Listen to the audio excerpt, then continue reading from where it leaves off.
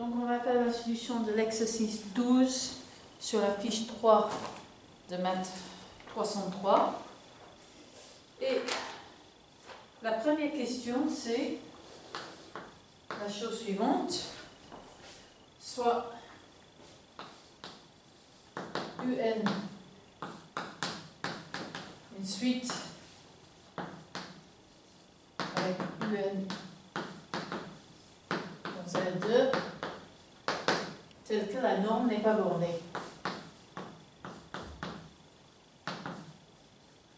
Est-ce que j'ai bien UN converge quand n tend vers plus l'infini vers plus l'infini? Alors, la réponse là c'est non, parce que quand je dis que c'est non borné, ça veut dire qu'il y a des éléments qui sont arbitrairement grands. Ça ne veut pas dire qu'il ne peut pas y avoir à côté beaucoup d'éléments qui sont petits. Donc, comment est-ce que je vais faire formaliser ça? Donc, on va considérer la suite UN, qui est la suite des éléments Vn0. Donc, ça c'est pour me ramener au cas de quelque chose qui énonce R, avec donc Vn qui va être égal à n si n est impair, est égal à 0. Sinon, donc là, la suite Vn, c'est la suite qui fait 1, puis 0, puis 3, puis 0, 5, 0, et ainsi de suite. Donc on a bien que la norme de UN, qui est égale, si je prends la norme 1 à Vn, est non bornée, mais je n'ai pas la norme de UN qui converge vers plus l'infini. Ensuite, B. Donc là, j'ai encore une fois xn, yn dans R2, tel que la norme de xn, yn converge quand n va vers plus l'infini, a-t-on nécessairement un xn converge quand n tend vers plus l'infini, ou yn converge quand n tend vers plus l'infini. Et là, encore une fois, la réponse est non. Parce que, quand je dis que la norme de xn ou xn, yn est grand, ça va impliquer, à présumer que je travaille avec la norme euclidienne, que soit xn, soit xyn doit être grand. Par contre, ils ne sont pas obligés d'être tous de grands, et je peux faire un suite alternant où c'est tantôt xn, tantôt yn qui est grand. Donc, non, soit xn, yn, donné par, je vais prendre xn, yn, qui est égal à n0 pour n impair, et c'est donné par 0n pour n pair. Ce qui m'implique que j'ai bien, si je travaille avec la norme L1, xn, yn, n1 est égal à n, qui converge vers plus l'infini quand n tend vers plus l'infini, mais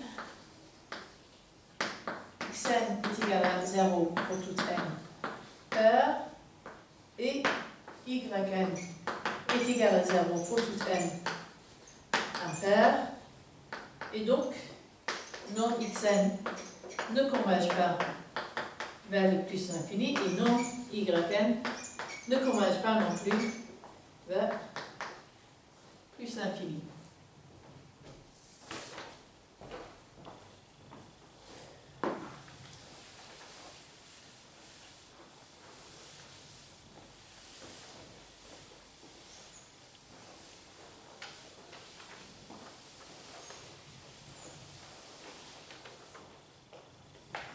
Ok, ensuite,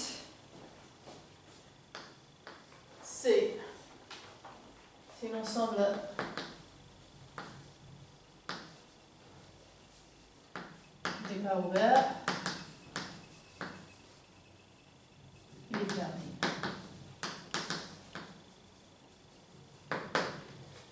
Ça, c'est faux par contre. Parce que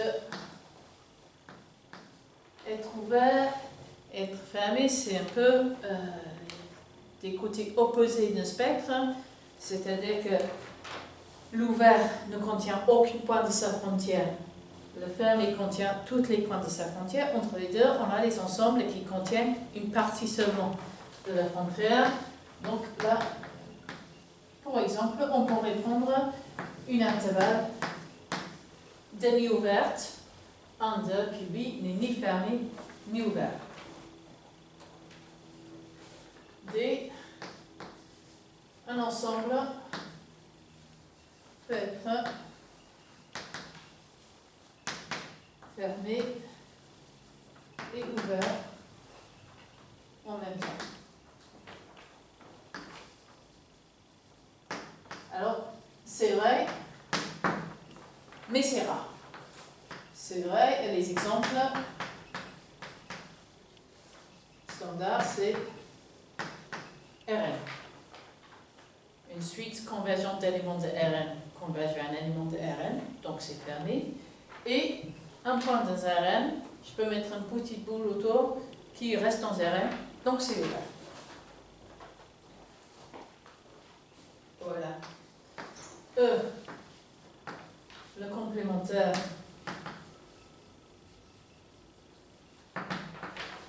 de l'ouvert est un fermé. Ça c'est vrai parce que c'est simplement la définition, la première définition qu'on avait donnée de l'ensemble fermé. Vrai, la définition.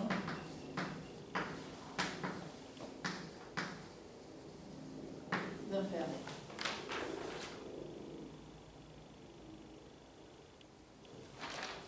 Ensuite,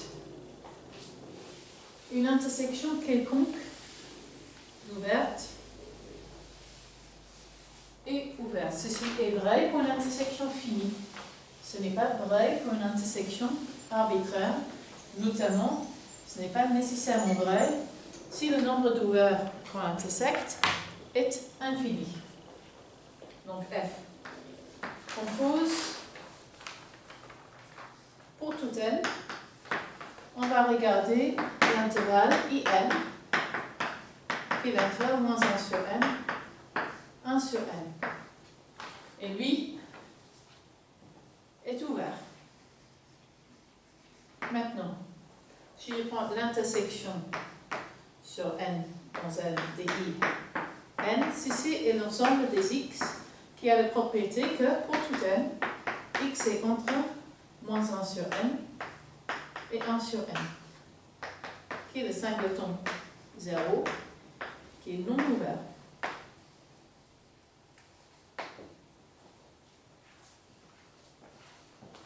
Et donc,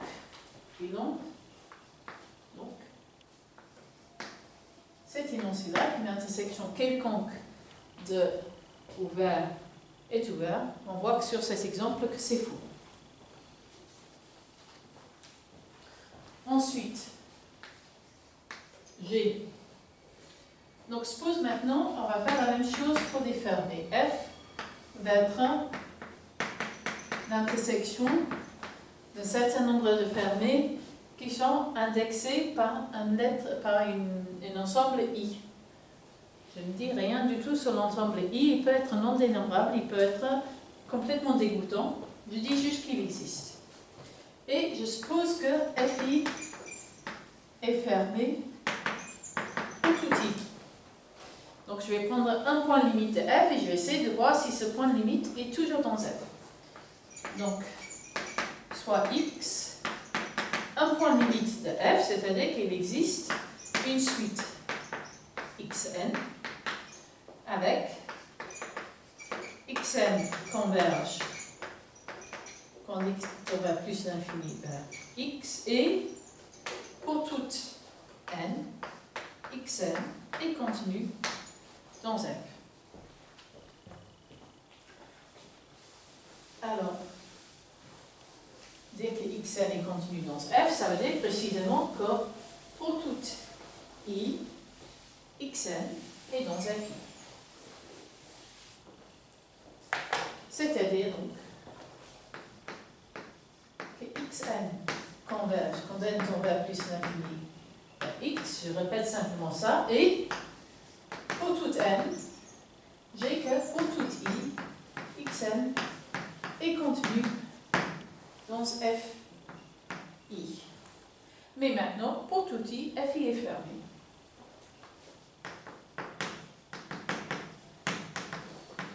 Et donc, pour tout i, j'ai que x, qui est un point limite de choses dans fi, et dans fi. Quand je dis que pour tout i, x est dans fi, ça veut dire que x est dans l'intersection sur i de fi. Et donc, c'est f. Donc, j'ai commencé par dire que x était un point limite de f. Et à la fin, le bilan, c'est que x est dans f. Donc, bilan, f est fermé parce qu'il contient toutes ses limites.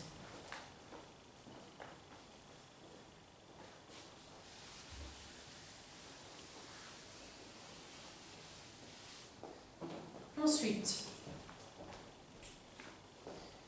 numéro H, une union finie de contact et compact.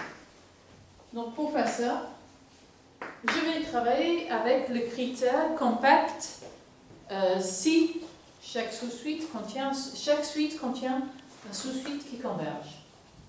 Donc, je vais poser K qui va être K1 jusqu'à Kn.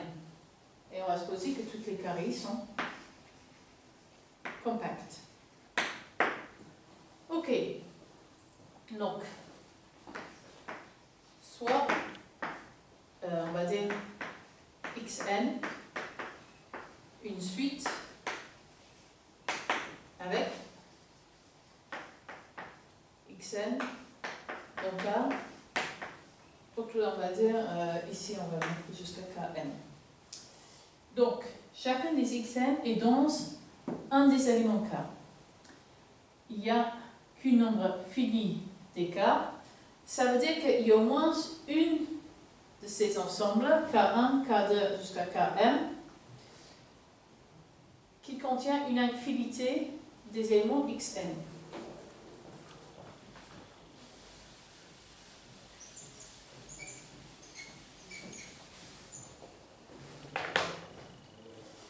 Ça veut dire qu'il existe J et une sous-suite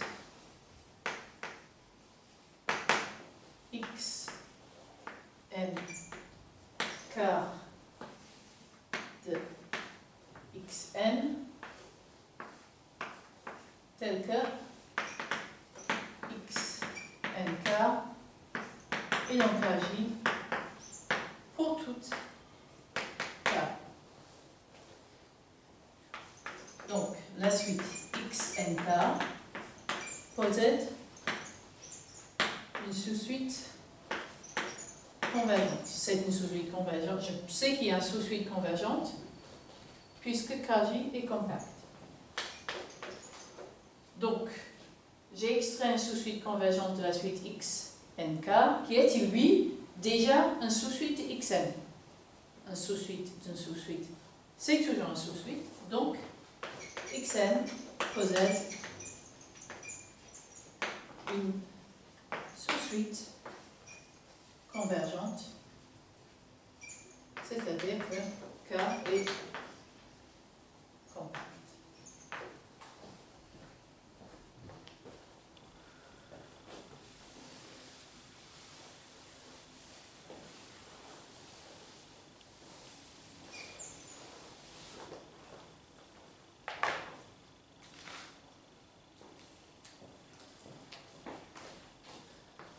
Après, un ouvert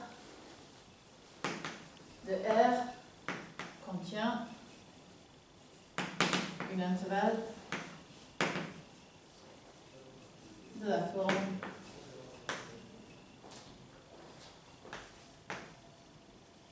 AB avec B strictement plus grand que A. Bon, ça c'est faux pour une raison très simple. On peut prendre l'ensemble vide qui est nouvelle. Et dernier, je prends F et F' de fermé de R de, attends,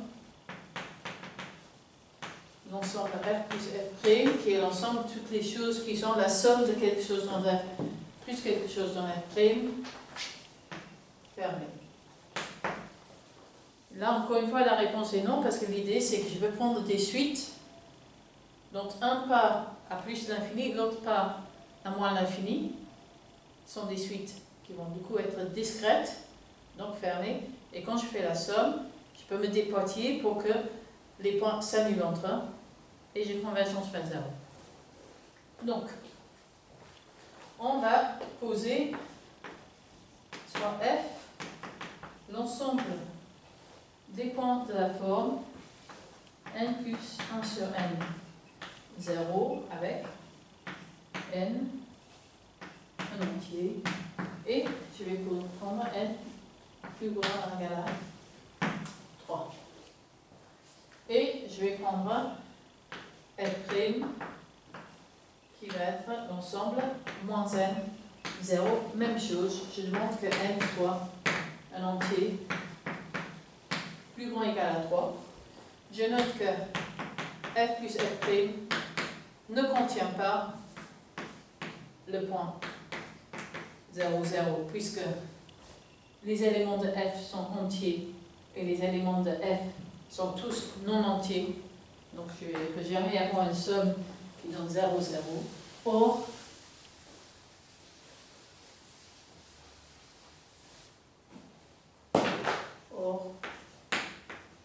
pour toute n, moins n, 0, plus n plus 1 sur n, 0 qui est donné donne 1 sur n, 0,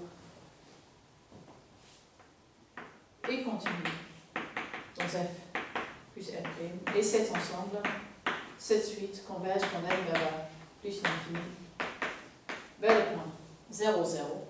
Donc, f plus f' est non fermé.